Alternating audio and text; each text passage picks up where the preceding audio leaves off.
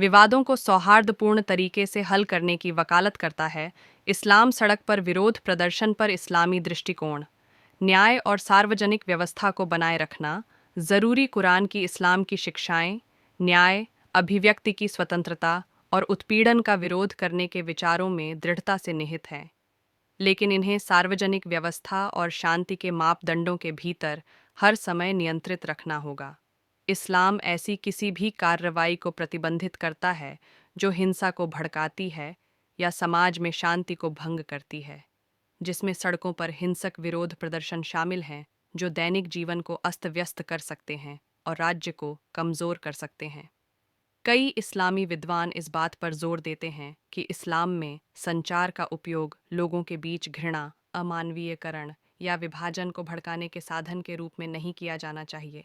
इसका उद्देश्य समाज में सद्भाव और समझ लाना है। शूरा या परामर्श का विचार भी मुसलमानों को अपने विचारों को इस तरह से व्यक्त करने में सक्षम बनाकर मुक्त भाषण के मूल्य पर जोर देता है, जो पूरे समुदाय के लिए फायदेमंद है। जैसा कि कुरान में कहा गया है, इस्लाम उत्पीड़न का विरोध करने का समर्थन करता है, लेकिन केवल तब तक जब तक यह सही के दायरे में रहे। यहीं पर विरोध का मुद्दा उठता है, जबकि इस्लामी ढांचा स्पष्ट रूप से विरोध को गैर कानूनी नहीं ठहराता है। यह उनके आचरण पर सख्त दिशा निर्देश लागू करता है।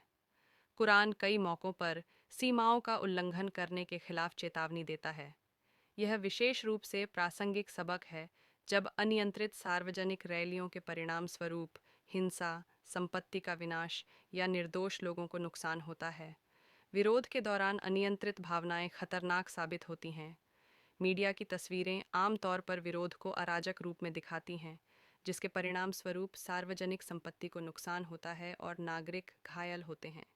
ऐसी स्थितियों में न्याय की तलाश के नाम पर काम करना स्वीकार्य नहीं है और इस्लामी मूल्यों का उल्लंघन करता है। इस्लाम विवादों को सौहार्दपूर्ण और रचनात्मक तरीके से हल करने की वकालत करता है। बहराइच में हाल ही में हुई सांप्रदायिक झड़पों को ध्यान में रखते हुए हमें याद रखना चाहिए कि जबकि इस्लाम न्याय की अवधारणाओं और किसी की राय व्यक्त करने की स्वतंत्रता का समर्थन करता है, इन स्वतंत्रताओं का हमेशा जिम्मेदारी से पालन किया जाना चाहिए। इस्लाम का ढांचा स्पष्ट है। यह उन कार्यों को मना करता है जो चोट पहुंचाते हैं, सार्वजनिक व्यवस्था को बिगाड़ते हैं या हिंसा भड़काते हैं। विरोध प्रदर्शन जो अच्छे से ज़्यादा नुकसान पहुंचाते हैं, जैसे कि संपत्ति को नष्ट करना या हिंसा के कार्य, इस्लाम के साथ असंगत हैं। इस्लामी मान्यताएं मुसलमानों को अहिंसक तरीकों से न्याय करने के लिए प्रोत्साहित करती हैं, जो विरोध करने के अधिकार पर एक सूक्ष्म दृष्टिकोण प्रदान करती हैं।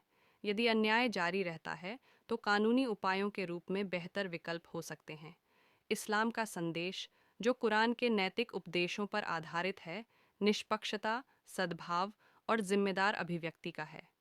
आइए हम कुरान की शिक्षा सूरह अल-मैदा आयत को याद करें, जो कहती है कि जो कोई भी किसी निर्दोष की जान लेता है, यह ऐसा होगा जैसे उसने पूरी मानवता को मार डाला, और जो कोई भी किसी की जान बचाता है, यह ऐसा होगा जैसे उसने पूरी मानवता को बचाया।